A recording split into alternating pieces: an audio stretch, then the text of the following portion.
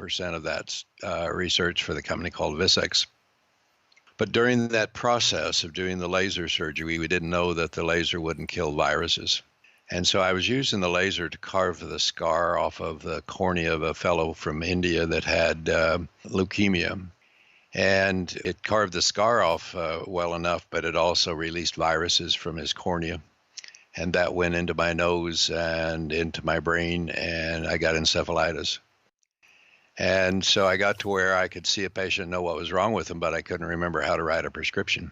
I also developed spastic movements, so I'd be sitting there and all of a sudden I'd do something like that, which doesn't work really well if you're operating inside somebody's eyeball.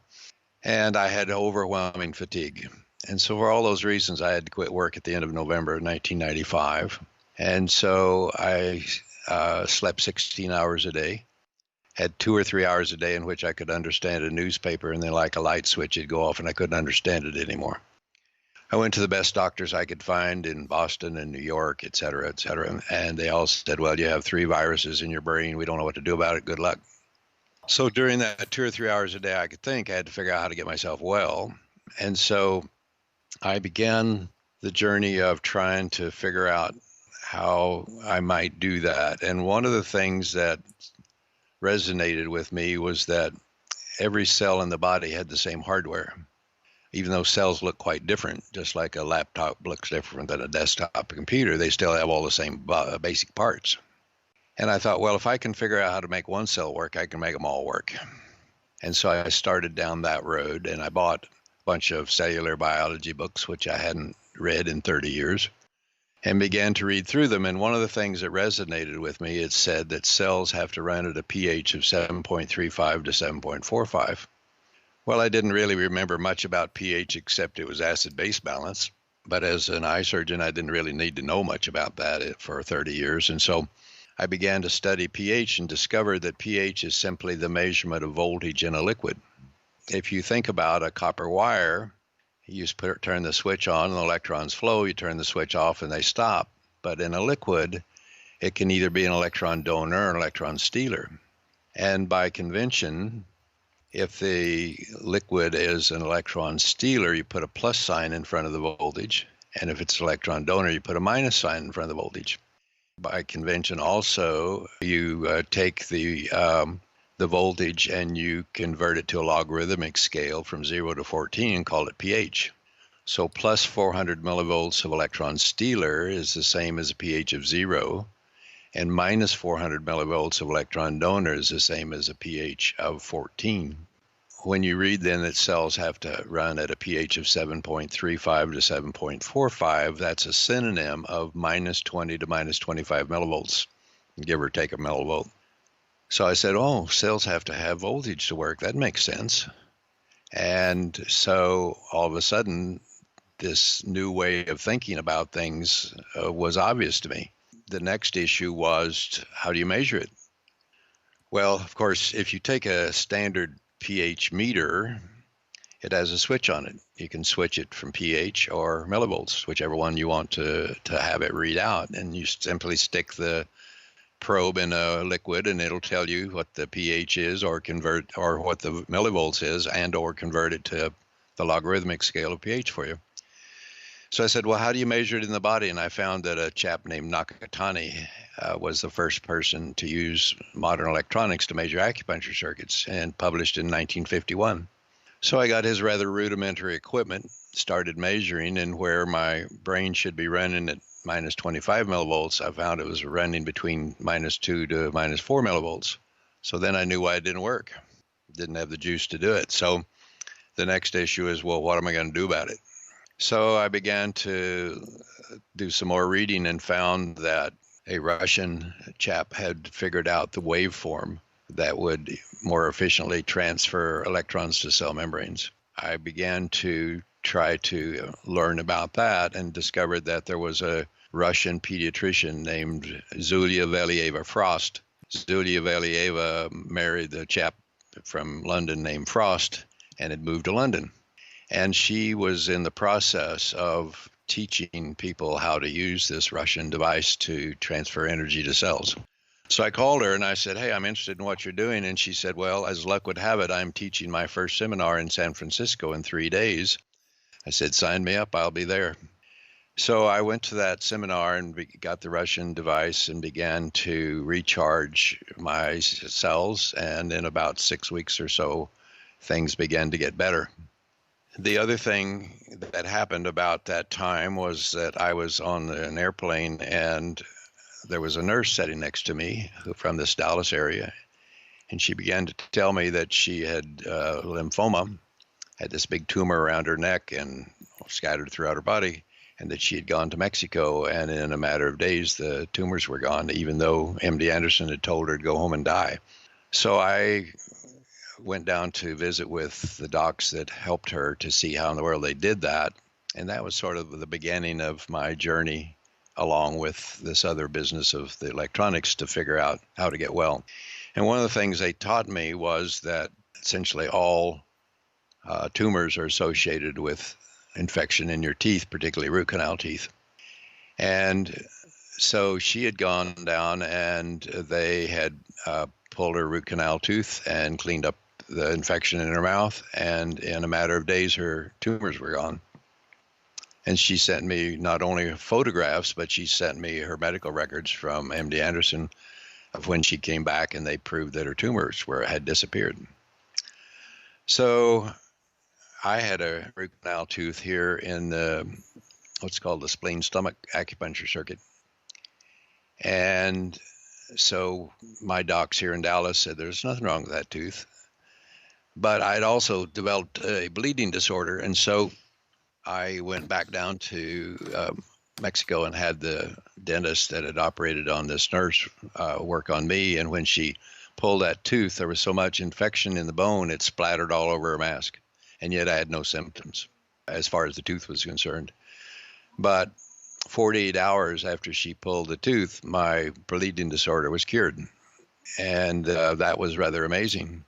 And then over the next 6 weeks or so, my brain started to work again.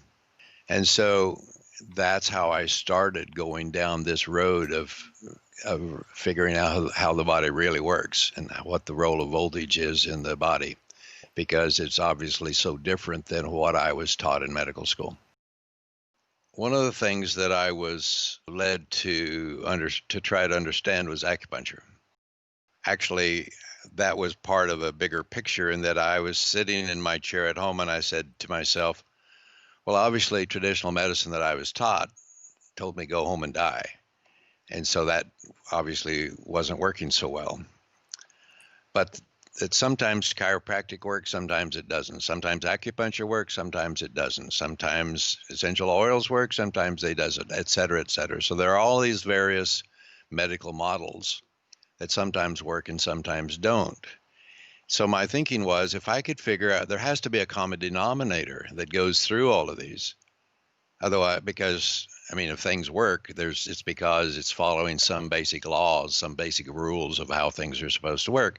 If I could figure out what that common denominator was running through all of these different paradigms, then I'd know how to get myself well.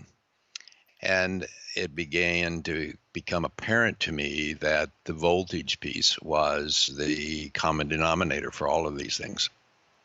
Now, obviously, it becomes very complicated when you start, particularly someone like me who has no background in electronics or even in physics. I had, freshman college physics, and that was my background. The issue is, how do you figure out what the common denominator is? And I began to go down a different road in that I began to understand that there's no such thing as a bunch of little balls of electrons spinning around a charged ball in the center. It's been known for probably 75 years or so that that's really not what an atom is, but that we still teach that.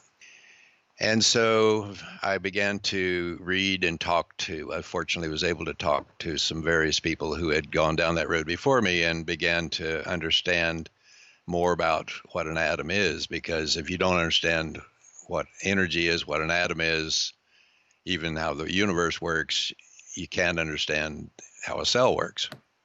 And so I began to consider that there were alternatives. So one of the things that was a great influence on me was the work of Schauberger, in the Swiss water specialist who had figured out how to make a flying saucer that was fueled by water.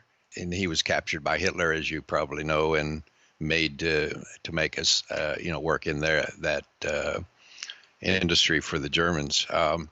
He understood very, very well that there are things that spin right and concentrate the energy into a point, which of course we call implosion. And there's something that spins left that starts small and gets bigger and then disappears, we call an explosion. And that those are the two basic kinds of energy. Schauberger's work with water and energy was very influential on my road down trying to figure out how the body works. The other thing that was very powerful was to read the work that that muscles are piezoelectric. And so I began to consider, and I was initially wrong. I thought our muscles were wired up the way a 12-volt battery is. You take the cover off of a 12-volt battery, and there are a bunch of 1.5-volt batteries all wired together in there. And I thought that's the way our body was wired up. That our muscles were just one big battery that provided power for the cells to work. But then I began to notice that there were patients that had normal total body voltage as I measured it, but there would be one circuit out or one organ out. And I said, well, then I have to be wrong about how we're wired up. And I began to consider that acupuncture meridians were stacks of muscle batteries wired together into one single column that provided power. And I was talking with one of my colleagues, Dr. Evans, about this, and he said, well, have you read Tom Myers's book, Anatomy Trains? And I said, no, I never heard of it. And he said, well, you should read it. So I get Myers's book, and Myers is a massage therapist who had access to cadavers. And he would use blunt dissection and started dissecting the fascia and discovered that it would go all the way from the toe to the head or all the way from your hands to the head and surround muscle batteries stacked one on top of each other, which is exactly what I had come to the conclusion we had to have in the body, but he'd already done the dissection. So I started with Myers's work. Now, unfortunately, he stopped at the neck, and a lot of stuff I was interested in, like the eye, was obviously above the neck. So, but I started with his work, and I got anatomy apps, which fortunately allowed me to look at if on an acupuncture 2D drawing, there's a line that goes from here to here, what muscle goes from here to here? And I could go to the app and figure that out. So what I was able to do was to develop a roadmap, an atlas of the muscle battery packs, and come to the conclusion that acupuncture meridians are simply stacks of muscle batteries surrounded by a common sheath or common stocking of fascia. And the other thing that had been reported is that fascia are simply semiconductors. So, of course, you know better than I, a semiconductor is a collection of molecules that moves electrons at the speed of light, but only in one direction. So that made a lot of sense. So then the fascia that we have surrounding our stacks of muscle batteries is simply the body's wiring system. So now we have a battery system, we have a wiring system. And that helped me begin to understand why things that didn't seem to make sense actually made perfect sense. So for example, when I was sick, felt like somebody was sticking an ice pick in my left big toe. My spleen was swollen and hurt. My stomach hurt all the time. I lost the vision in my left eye, the macula of my left eye, and I couldn't think. Well, in any other form of medicine, you'd never put all those things together, but it turns out that everything I just described has the same power supply. Duh. Right. All of a sudden, things make perfect sense. And that same circuit goes through, guess what? This root canal tooth. So it became apparent that dead teeth in a circuit act like a circuit breaker and just shut the circuit off. Root canals should never be done. The dentists are the only physicians that think you can get away with leaving dead tissue in the body. No other doctor believes that. And that's what you do, a root canal. You drill a hole in the tooth, you reach in with an auger, turn it, rip out the artery, rip out the nerve, and kill the tooth.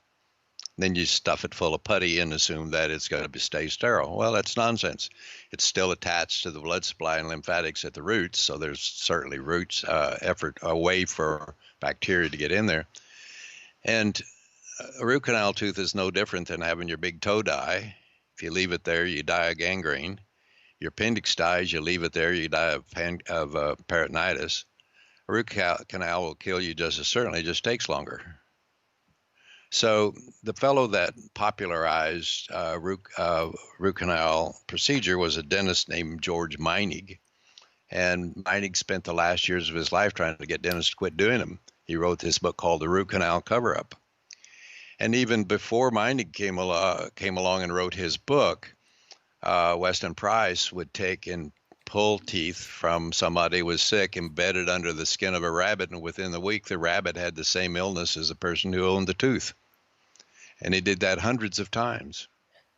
And so the concept that dental infections cause systemic disease has been known a very long time, but the dentists have done a good job of trying to keep that covered up. There's actually a popular Netflix movie that's running right now called The Root Cause. And this fellow catalogs his journey of being an athlete and then being disabled after he gets a root canal, and then doing all this stuff trying to get well. None of it works until he goes and gets rid of the root canal, and then he's back healthy again, which is exactly what happened to me.